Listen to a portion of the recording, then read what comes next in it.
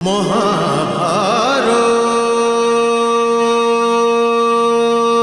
জন্য হে মহাবাহু, বিজয় আর পরাজয়, জীবন আর মৃত্যু, সুখ আর দুঃখের প্রশ্নের মধ্যে না জড়িয়ে শুধু যুদ্ধ করো।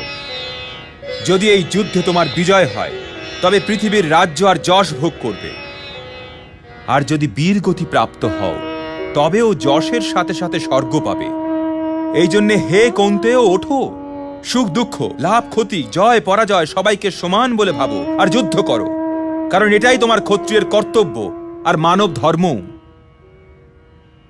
हतो वा प्राप्स्यसि स्वर्गम जित्वा वा भोक्ष्यसे महीम तस्मात् उत्तिष्ठ कौन्तेय युद्धाय कृत निश्चयः।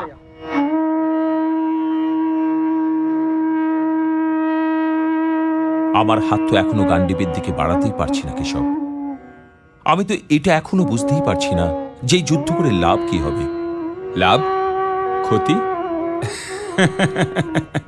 এই দুটো তো সাপেক্ষ শব্দ মাত্র ধনঞ্জয়।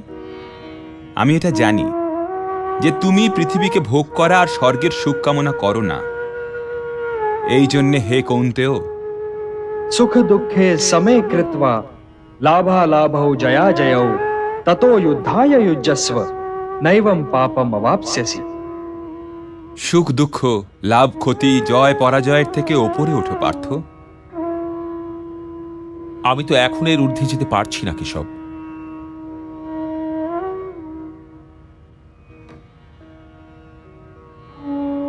এতক্ষণ আমি তোমাকে জ্ঞান আর বিবেকের দৃষ্টিকোণ থেকে বোঝাচ্ছিলাম পার্থ, যে জীবনের এপার ওপারকে দেখতে পায় আর সত্যের গভীরে উঁকি মেরে তার অন্তরাত্মার স্বরকে বুঝে নিতে পারে। কিন্তু হয়তো তুমি তার অমূর্ততায় জড়িয়ে গেছো। তবে ব্যবহারিক কর্মের তুলাদণ্ডে এই মুহূর্তটাকে ওজন করে দেখো পার্থ। ব্যবহারিক কর্মের দৃষ্টিকোণ থেকে নিজের কর্তব্যের বিষয়ে সিদ্ধান্ত নাও। তখনও তুমি এই সিদ্ধান্তেই পৌঁছবে যে তোমার জন্য এই যুদ্ধে অংশ নেওয়া কতটা প্রয়োজন। এই সিদ্ধান্ত তো আমি নিতে পারছি না কেশব, আমি নিতে পারছি না। তুমি এই সিদ্ধান্ত কেবল এই জন্যেই নিতে পারছো না পার্থ, কারণ তুমি এই মুহূর্তটাকে ব্যক্তিগত লাভ আর ব্যক্তিগত ক্ষতির তুলাদণ্ডে ওজন করছো। এটাই তো মোহের বন্ধন পার্থ, এটাই তোমার শোকের কারণ। আর এই জন্যেই তোমার এই কাপুরুষতা, ভীরুতা আর কলঙ্কতে ডুবিয়ে দেওয়ার শোক না তোমার হিতের পক্ষে আর না সমাজের হিতের পক্ষে। এই শোক না বর্তমানের জন্য শুভ আর না ভবিষ্যতের জন্য। লাভ আর ক্ষতির কামনাতে হারিয়ে যেও না পার্থ, হারিয়ে যেও না। কেবল কর্ম করো, কর্ম। কর্ম তো নিজেই নিজের কাছে পুণ্য হয়, পবিত্র হয় আর সমাজের জন্য কল্যাণকারীও হয়।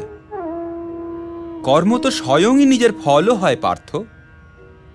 কিন্তু যদি তুমি সমাজের কল্যাণের কার্যতে স্বয়ং নিজের হিতকে মিলিয়ে নাও তবে সেই কর্ম অশুদ্ধ আর অশুভ হয়ে যায়। এই জন্যে হে পার্থ, নিষ্কাম কর্মের পথের ওপর চলো, কারণ কর্মফল তো তোমার আয়ত্তে মোটেই নেই। এই জন্যে কেবল কর্ম করো আর কর্মফল লাভের ইচ্ছা করো না। कर्मण्येवाधिकारस्ते मा फलेषु कदाचन मा कर्म फल हेतुर्भूः मा ते संगोस्त्वा कर्मणि। কিন্তু নিষ্কাম কর্ম কিভাবে সম্ভব হে বাসুদেব? ফলের জ্ঞানই তো কর্ম করিয়ে থাকে। আর যদি দৃষ্টি ফল থেকেই সরে যায় তবে কেউ কর্ম করবেই বা কেন?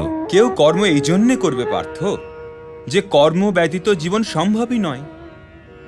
কিছু তো করবেই, হয় ভোজন করবে কিংবা করবে না, কিংবা ক্ষুধার্তকে ভোজন করাবে কিংবা করাবে না, কিংবা যুদ্ধ করবে কিংবা করবে না। তোমার কাছে তো কেবল এটাই বিকল্প আছে যে তুমি কি করবে আর কি করবে না। কিন্তু পরিণাম তোমার আয়ত্তে মোটেই নেই পার্থ। কর্মফল তোমার আয়ত্তে একেবারেই নেই। মহাভারত।